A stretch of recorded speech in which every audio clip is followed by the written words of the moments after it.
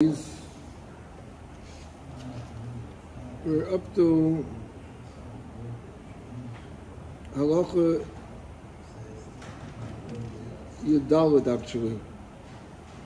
But really, it's important to understand Yud Gimel in order to go to Yudalad. But before we do that, I'd like you to go back to the picture of where we had Tzudas Abayis. And you look over here, right, Tzudas Abayis, over here they showed him Mizbeach. Okay? So you'll notice the Mizbeach, there's like squares. Okay? The bottom square, the outside square, in other words, is known as the side. Okay.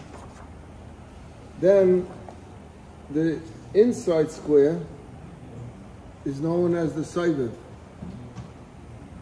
And the top is the actual Mizbeach.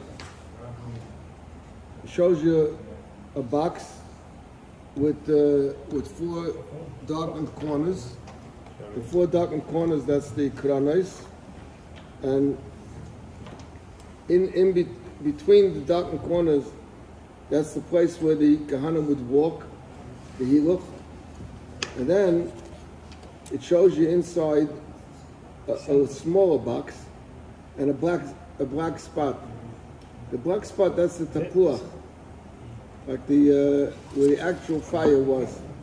And that is around it. Okay, now, what we have to know now is, so that as far as the Mizbeach, which we learned already. Now, if you go further down, there's the kevish. The kevish was a ram. Now, the Mizbeach, from corner to corner, in other words, from the corner of the side, on this side, to the corner you said, which is Mizrach, to the corner you side on Ma'ariv, was 32 amma. Okay? The ram was not 32 amma. You notice over here the ram is a smaller area that leads up to Mizbeach. So we learned that the ram was 16 amma and it went up to the center of the Mizbeach. It was 16 amma in the width, and it was 32 in the slope. Now the slope was the same size as the total Mizbeach. So, and you'll notice that the kevish doesn't reach the Mizbeach. You see there's an empty space over there, which we learned yesterday, that there was an empty space over there between the kevish and the Mizbeach. Now you'll notice on the side of the kevish, there's two slopes. There's a slope on the right side, and there's a slope on the left side. Now these slopes, if you notice, they go to the side. In other words, like I said before, the squares, the Mizbeach shows a number of squares, right? And I said not the side to the Saiviv. The exterior square is the side. The middle square is the Saiviv, which also had a width of an amma. It was like, the Mizbeach was like boxes, one on top of another. So that you had, let's say, these three. So you had over here, you had the side, here you had the Saiviv, and here you had the Mizbeach. Each one was indented. The ramp led up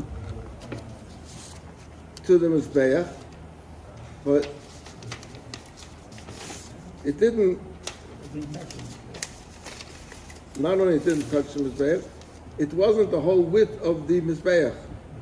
The Mizbeach itself was, I think we went about 24 amai, I think, led up here. And the rim led up to here. Now, in the picture you see that there's now small rims. There's two rims on the side. And these rims on the side go to here. On the side on here, on here. Now, the ramps were because when you come down the slope, you had to get either to the side or to the side of Moshe. There was dam, like we say in the passage, Ayisayda Mizbeach, that they spritz blood Ayisayda Mizbeach, or there was carbonas that they had to be taken off from the Mizbeach. So therefore you had these ramps from the side in order to get this.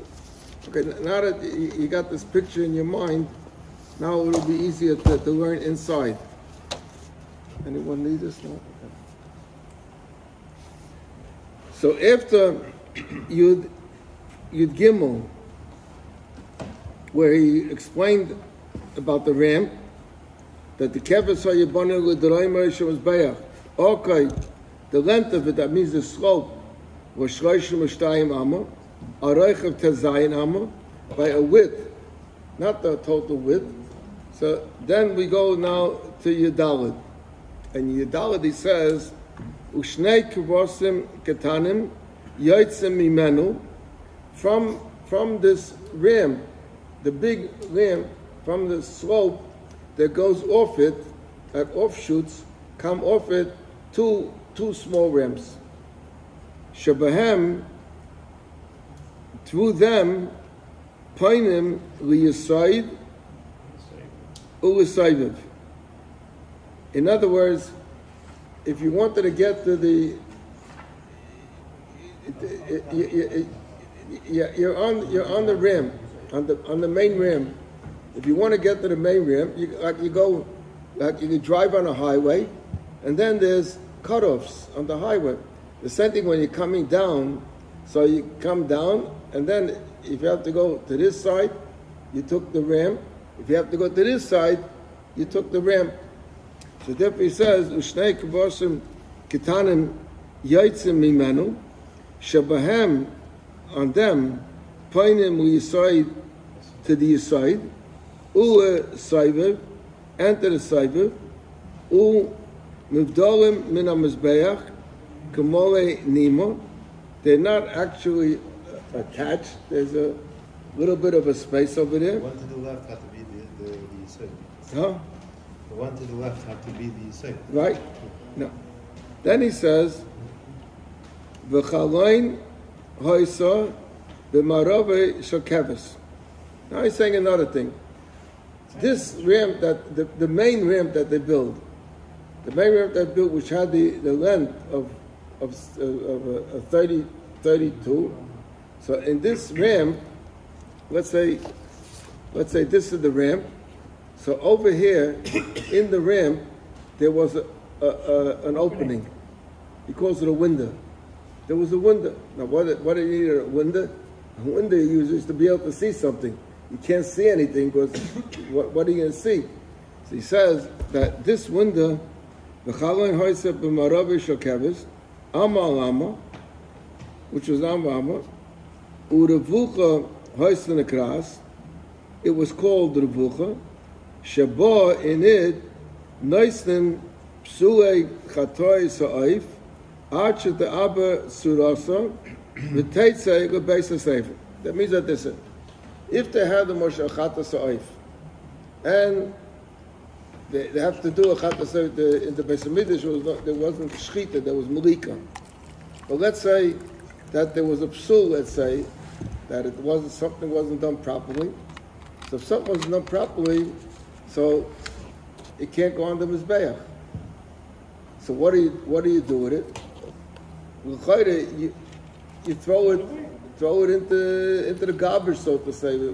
But there was like a garbage in the Beis Hamikdash, where there was a furnace over there, where they burned the Psuli HaMikdashim. But in order to burn Psuli HaMikdashim, it has to have Ibud Suda. That means to say, it has to wait overnight. Before you could take it out to the Beis HaSefer, it has to have Ibud Suda. So now the question was, where do you hold these chatois ha'oif of psulim? Where do you hold them? So he said they used to put them into that window, that was like an indentation over there, where they would put it in there, and it would lay there overnight. And in the morning they would take it out and put it on the fire. So this is as far as the Mizbeach itself and the ram is concerned. Now he says, Ushnei shochonos hoya b'mayrev hakeves. Now, we always talk, when we talk about the Mizbeach, and when we talk about the Mishkan, we always talk about a shulchan. There was a shulchan, the shulchan in the Beis Hamikdash. The shulchan in the Beis Hamikdash was inside, in the Kodesh. That's where the shulchan was. Together, the menorah was on one side, and the shulchan was on one side. But now he's saying that there were other tables there. Now the other tables were needed. There was a number of tables. What did you need the tables then? The tables were to help the Kohanim. You had to butcher the meat, or take it off, or cut it, or whatever it is. You need a table to work them in there.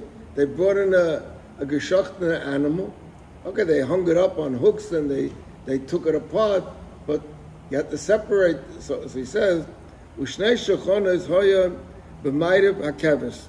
On the mayrev, that's on the west side of the keves, that means on the side to the Kodesh, there were two tables. Echad shashayish, one was stone, shayish the stone, shenoisen olav eseivarim. One was, on that they put the avodim from the animals, they put them either before they put them on the Mizbeach, or they took off from the Mizbeach, whatever it was. The echad shel kesef, and one was made of silver. Shenoisen olav klei shares. They had different klei shares. There was the ones that were used for the zrikas adam, or the ones that were used for the aktara, or there were forks or what that turned over the meat or what. So where they're laying, so they laid on the table there. Kishaboinen hamizbeach. Now, when you build the mizbeach, boinen oisei kulei otum. In other words, it was a closed box. It wasn't hollow inside. It was a closed box. Kigain omid, like it looked like a beam. A beam has a few sides to it, but the inside is not hollow. The inside, the wood is duch and duch. The same thing also, it wasn't hollow. Ve'ein oisem bei cholo klal.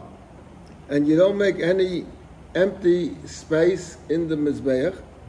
Ella, so now the question is, the Mizbeach was made from wood, right?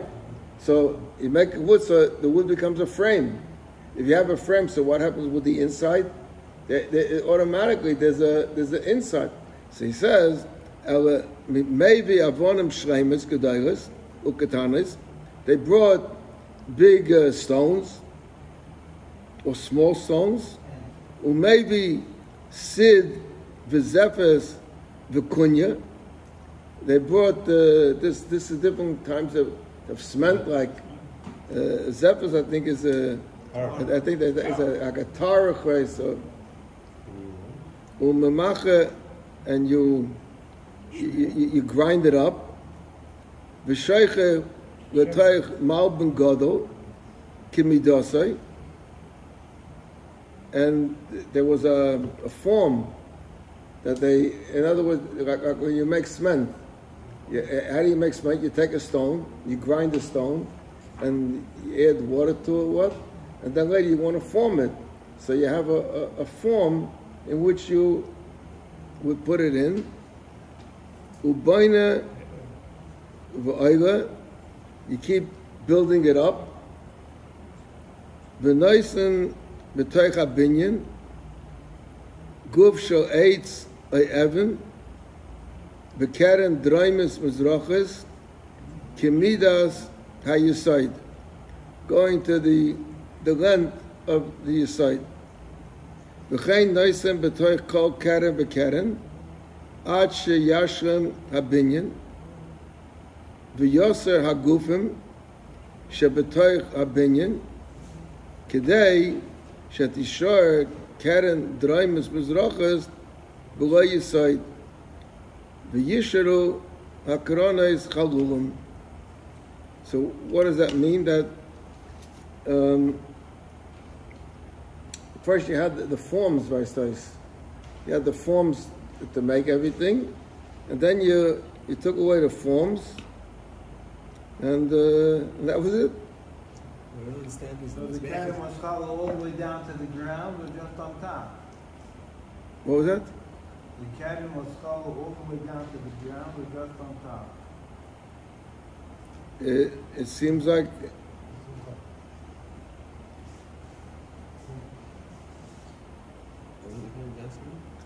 Carrying them all the way down empty, or just on top? He said of the piece of wood that he made it used for the cover. It's not down to the ground. that's why we wanted to be below your side, because it didn't go that part over there. Like it's still in the cat.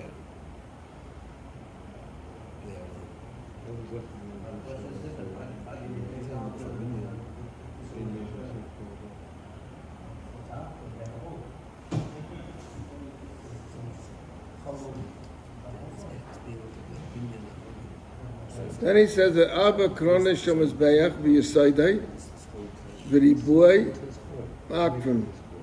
You know, you must have these things. You must have the four corners on top of the Mizbeach, and the Yisayd, and the Ribuay has to be square. V'chol Mizbeach she'ein loi keren Yisayd v'keves v'Ribuay harei u'posel. Shabbos me'akvim. Avo midas okoy umidas rochboy umidas kaimosay einem akvim. In other words, even though the whole time we're saying that it was 32 by 32, and then counting up all the others, it became 28 by 28. He said that is lav dafke. What you must have on them is bad. There must be kronos, and there must be a yesod. V'hu shelo yivchos me'ama al amma v'rum sholish amas kishem mokem hamaracha shel mizbeach midva. You know, the top part, the maracha where you have the fire on it, that has to be at least this size, because this was the size in by the Mishkan. And then he concludes and he says, Mizbeach shenifkam mi binyanai, if any part of the binyan of the Mizbeach became pogum, im nifkam mi binyanai tefach is pasul, and pachas mi tefach is kosher. V'hu sh'layiyah Benisha Evan Paguma. Now, this is a little bit difficult to understand. It sounds a little bit contradictory. First, we're saying that if there's a pagam in the binyan of the Beis Hamikdash of a tefach, so we're saying that it's no good, right? Now, then he says, that there shouldn't remain an Evan Paguma. How much is an Evan Paguma? We went before a marshal. So how do the two things work out over here? So the Rebbe explains that we learned before that after they made the Mizbeach was made from stone. After they made the Mizbeach from stone, they covered it with a plaster, with a sieve. So there's two dinim by the Mizbeach. One din is the plaster, and one din is the stone. The stone, if a stone has a pegima, and it's the size of a nail even, that's possible. By the plaster, it has to be a pegima of a tefach. Because, so the Rebbe said, because by a stone, you could see if it's a pegima, even as slight as it is, it catches the eye right away. But by plaster, it doesn't catch the eye right away. So when does it catch the eye by plaster? When it's a tefach. So that's pshat here in this Rambam, that im nivgam mi binyanai tefach, that means from the plaster of the Mizbeach, that's possible. Vi is pachas mi tefach is kosher. But he said, B'hu sh'layeh b'nisha even beguma, in the part where the plaster is less, but the plaster shouldn't be, there shouldn't be a stone under it that has a small pegim in it. That will be no good. Yeah, the explanation of it comes it up. Is that how he explains over there also? Yeah. Okay. But that the Rebbe writes in this thing that they gave out. Okay. So now we'll start the third Perek. Perek Shlishi. HaMenorah Mefureshet Sirasa B'Torah. Now, you know, it's an interesting thing. When he starts Perek Sheni, he starts right away HaMizbeach Mekayme Mechuvim B'Yoseh. And over here, he gives you Hagdama. HaMenorah Mefureshet Sirasa B'Torah. That means to say, the details of the Mizbeach are not mentioned in the Chumash. All it says in the Chumash that you should make a Mizbeach, and that's it. It doesn't say any details in the Chumash. It was a whole different Mizbeach. Uh-huh. It was ground. All the things, the soid and the saiviv and the chut asikra, and the different sizes of it, is nothing's in the Chumash. So that's why he doesn't say before that the Mizbeach is mefurish b'Torah. It's not mefurish b'Torah. When he comes to Menorah, he says Menorah, everything is in the Torah.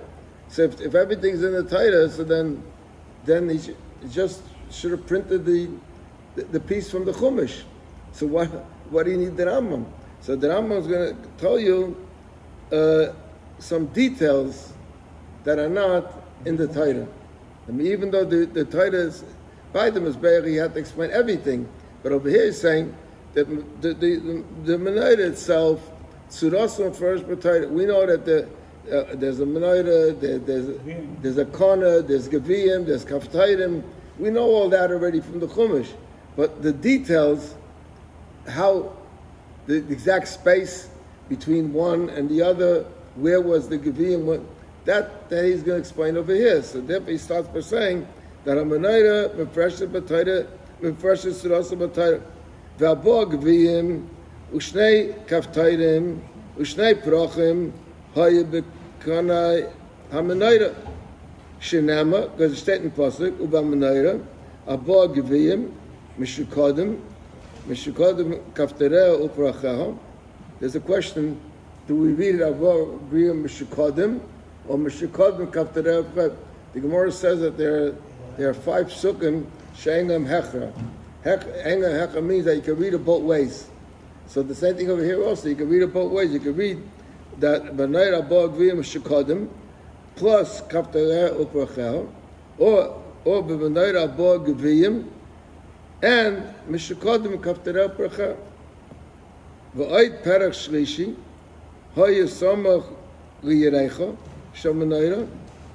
There was another flower which was close to the bottom of the Menorah. Shenema Adyerecha Adpircha Mikshahi. In other words, when what he's talking about now, in the Menorah, he's talking now about the center pole of the Menorah. That's what he's talking about. Then he goes on to say, Misholish Shagolim Hayila. The center, the base, on the bottom of the menorah there was like a base, and this base had 3 legs to it, a tripod. He said, Misholish Shagolim. Oh, it's getting, okay. Okay, it's 1:45. I forgot already. I'm looking at the clock and thinking about 5 to 9. We made up mind it was 1:45. Okay.